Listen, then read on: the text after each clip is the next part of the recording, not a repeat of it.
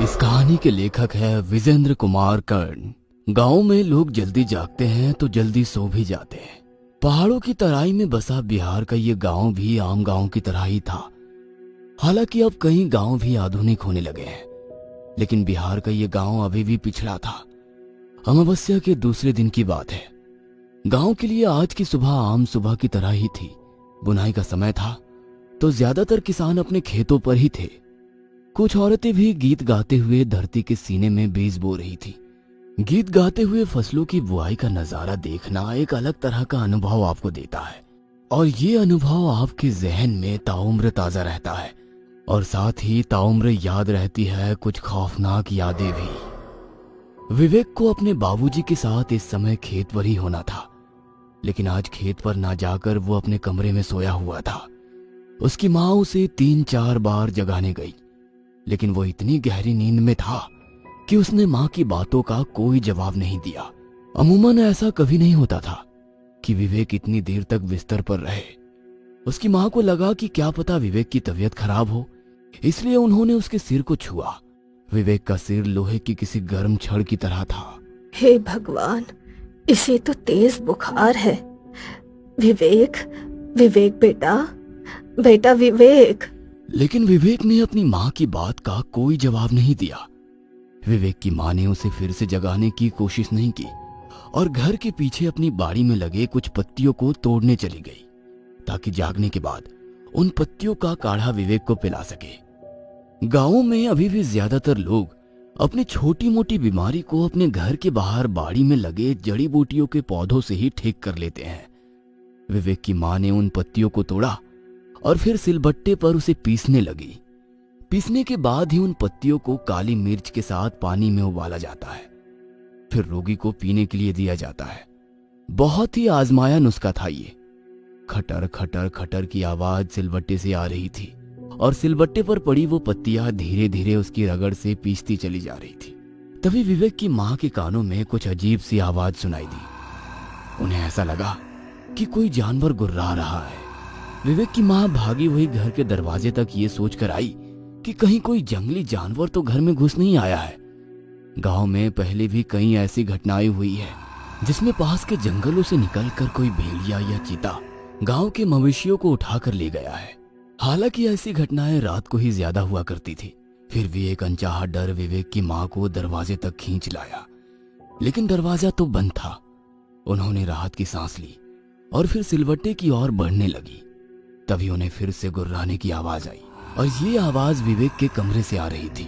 फिर से एक अनचाहे भय ने उन्हें घेर लिया और पल में ही ना जाने कितनी बातें उनके जहन में आ गई, और वो भागती हुई विवेक के कमरे की ओर गई।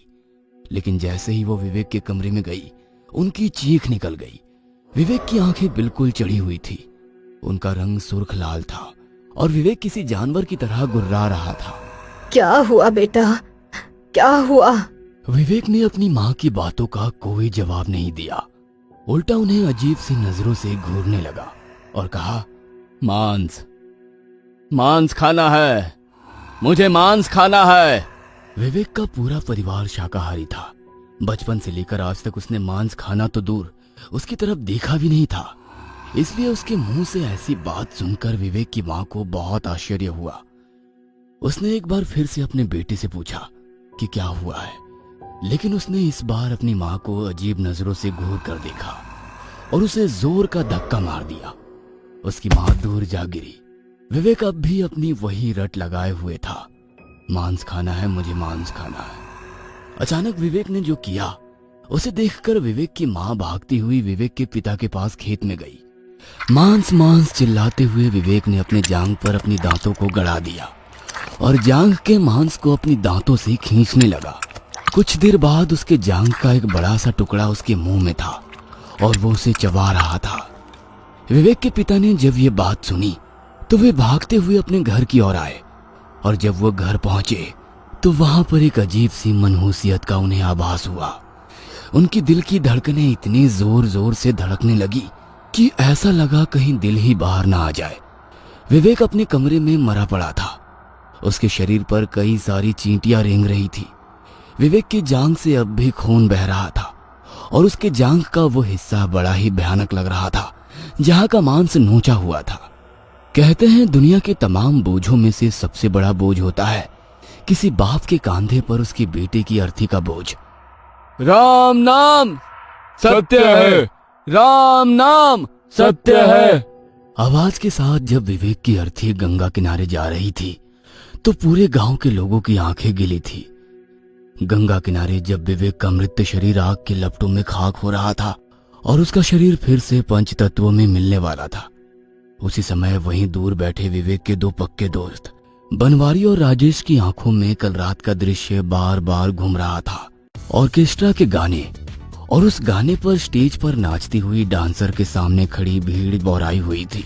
विवेक, बनवारी और राजेश ने कभी ऑर्केस्ट्रा नहीं देखा था, केवल उसके बारे में सुना था, इसलिए वे तीनों भी उस ऑर्केस्ट्रा में पूरी जान लगाकर शोर मचा रहे थे। लेकिन उन तीनों को एक डर ये भी था कि उनके घर वालों को उनके ऑर्केस्ट्रा देखने की बात पता लगी तो उनकी जम के मरम्मत भी हो सकती है। इसलिए उन्होंने किसी को भी पास के गांव में हो रहे ऑर्केस्ट्रा के बारे में नहीं बताया था। रात के लगभग 2 बजे संगीत का शोर थमा और वे सभी अपने गांव की ओर लौटने लगे। अमावस्या होने के कारण अंधेरा काफी घना था। राजेश के पास एक मोबाइल थी, उसी की रोशनी में वे आगे बढ़ रहे थे। रात में सांप बिच्छू के निकलने का डर भी बना रहता है, इसलिए वो धीरे धीरे और बहुत ही सावधानी से खेत की पागडंडी के बीच से गुजर रहे थे। एगो बात बोले बनवारी, आज हमारा गधा का जन्म छूट गया। आज हमने भी ऑर्केस्ट्रा देख लिया रे। हाँ, खाली ही वाला बात घर को पता ना लग जाए, और नहीं तो गधा की तरह दुलती भी पड़ेगी हमें। अबे पता कैसे लगेगा, हम लोग तो बताने से रहे। वैसे हम लोग रिस्क लिए तो मजा भी बहुत आया रे। जानते हो, वो नचनिया हमको बहुत पसंद आई। अगर हमको शादी करने के लिए बोले ना तो हम तो आंख मूंद के कर लेंगे उससे शादी। तभी बनवारी के आगे से एक काला सा सांप रेंगते हुए गुजरा, जिसे देखकर वे तीनों खामोशी से खड़े हो गए। बाप रे, अभी तो मेरा पैर इसी पर पड़ जाता। उस काली रात में उन तीनों को कोई देख लेता तो वो जरूर उन्हें भूत ही समझ लेता। रात के उस सन्नाटे में वो धीरे धीरे अपने घर की ओर बढ़े जा रहे थे। दूर से कुत्तों के भौंकने की और सियार के चिल्लाने की आवाज माहौल को डरावना तो बना रही थी, लेकिन तीनों साथ थे तो हिम्मत थी। तभी विवेक ने उन्हें कहा, भाई जोर से पेशाब लगा है, तुम लोग यहीं रुको, हम मूत कर आते हैं। विवेक राजेश के हाथ से मोबाइल लेकर थोड़ा सा दूर हटकर पेशाब करने लगा। बनवारी और राजेश चुपचाप खड़े होकर विवेक के आने का इंतजार कर रहे थे। पेशाब करते वक्त विवेक को दूर झाड़ियों से कुछ आवाज आई। वो आवाज कुछ औरतों की बुदबुदाने की थी। इतनी रात में यहाँ औरतों की आवाज कैसे आ रही है, ये सोचकर विवेक ने मोबाइल की टॉर्च की रोशनी उस तरफ फेंकी जिधर से वो आवाज आ रही थी। मोबाइल की उस हल्की रोशनी में विवेक ने जो देखा, उसे देखकर उसकी चीख हलक में अटक गई।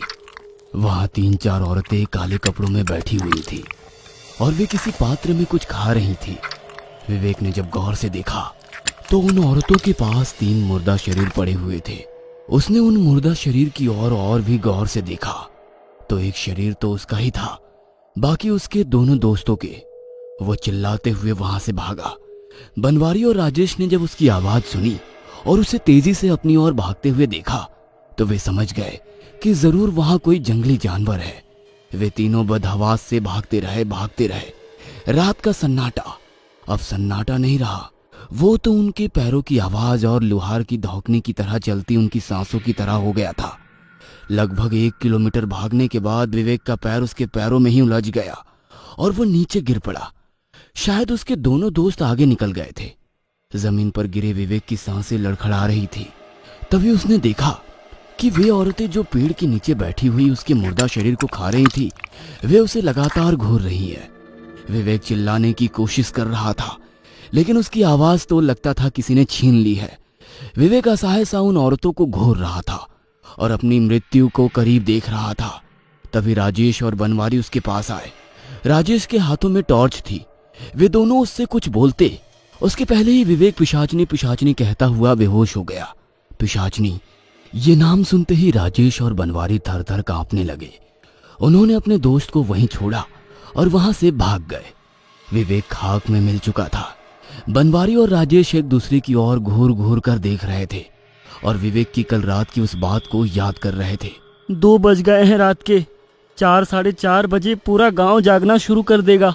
हम लोगों को उनके जागने के पहले पहुंचना है। हम कह रहे हैं शॉर्टकट से चलो ना। तुम पगला गया है का?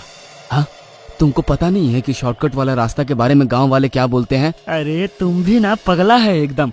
गांव वाले तो पुराना वाला कुआं के बारे में भी बोलते हैं कि उसमें लक्ष्मी चाची की आत्मा रहती है। हाँ, कभी देखा है कोई? अरे कोई देखा होगा तभी तो बोला होगा। तुम ये कहो ना कि तुम्हारा उस रास्ता से जाने से फट रहा है, क्योंकि गांव वाले कहते हैं कि अमावस्या की रात को वहाँ पिशाचनी लोग साधना करने आती हैं और आज अमावस्या ही है। विवेक तो उस रात खेतों में ही मर गया था। पिशाचनी ने उसके शरीर पर कब्जा कर लिया था और वो उसके घर बनवारी और राजेश की तलाश में गई थी। शमशान घाट में बैठे बनवारी और राजेश के दिमाग में एक ही बात घूम रही थी कि वे तीनों ही उस रास्ते से गुजरे हैं। उन तीनों को ही पिशाचनी ने देखा होगा। इसका मतलब मरने की बारी अब उन दोनों की है। उन्होंने ये तय किया कि गांव के बुजुर्गों को कल रात की पूरी बात बताएंगे। क्या पता उनके पास इस बात का कोई हल हो और वे उन्हें मरने से बचा लें। वे दोनों विवेक के पिता के साथ बैठे गांव के और लोगों के पास गए और कल रात घटी सारी घटना के बारे में उन्हें विस्तार से बताने लगे। जब वो कल रात की कहानी उन्हें बता रहे थे तभी शमशान घाट में 2 और लाशें आई। बनवारी और राजेश के पिता उन लाशों के साथ रोते बिलखते चले आ रहे थे। राम नाम सत्य है, राम नाम सत्य है की आवाज चारों ओर गूंज रही थी।